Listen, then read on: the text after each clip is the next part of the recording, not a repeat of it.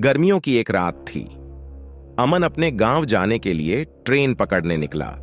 शहर से गांव तक की यात्रा के लिए उसे एक छोटे से रेलवे स्टेशन पर उतरना था, जो दूर दराज के इलाके में स्थित था।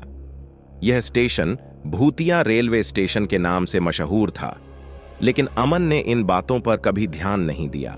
जब वह स्टेशन पर उतरा तो रात के अंधेरे में स्टेशन पूरी तरह से वीरान और सुनसान था। केवल चांदनी की हल्की रोशनी प्लेटफॉर्म पर पड़ रही थी। स्टेशन मास्टर का कमरा खाली था और चारों ओर सन्नाटा पसरा हुआ था। अमन ने घड़ी देखी तो आधी रात का समय हो चुका था। उसने सोचा कि सुबह होने पर अगली ट्रेन पकड़ लेगा, इसलिए उसने वहीं एक बेंच पर बैठने का फैसला किया। जैसे ही अमन बैठा, उसे महसूस हुआ कि कोई उसे देख रहा है। उसने चारों ओर देखा, लेकिन कोई नहीं था। अचानक उसे पुराने जमाने की एक महिला की परछाई दिखाई दी, जो सफेद साड़ी में लिपटी हुई थी।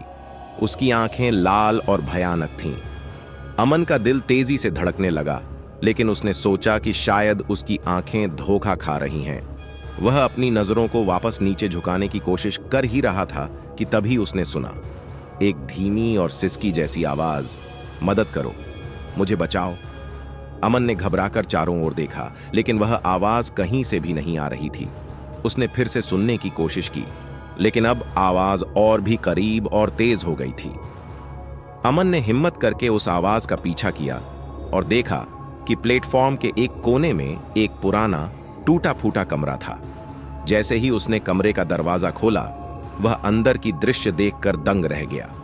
कमरे के अंदर बहुत सी परछाइयां नाच रही थीं, और उनमें से एक परछाई अचानक से अमन के सामने आकर खड़ी हो गई। तुम्हें यहां नहीं आना चाहिए था, उस परछाई ने कहा। यह स्टेशन उन लोगों का है जो कभी इस दुनिया को छोड़कर नहीं जा पाए। अमन ने हड़बड़ाकर पीछे हटने की कोशिश की, लेकिन उसके पैर जड़ हो गए थे।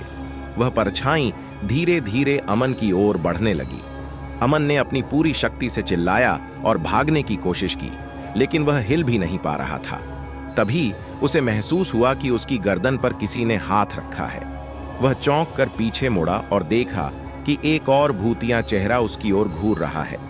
अमन के मुंह से आवाज नहीं निकल पा रही थी। उसकी सांसें तेज हो गईं और उसकी आंखें बंद हो गईं। जब अमन की आंखें खुलीं तो वह सुबह के उजाले में स्टेशन पर अकेला था। वह जल्दी से उठा और स्टेशन से बाहर निकल गया। गांव पहुंचने पर उसने सुना कि वह स्टेशन सच में भूतिया है और वहां कई लोग रहस्यमय परिस्थितियों में गायब हो चुके हैं। अमन ने फिर कभी उस स्टेशन का रुख नहीं किया, और वह घटना उसकी यादों में हमेशा के लिए एक डरावना सपना बनकर रह गई।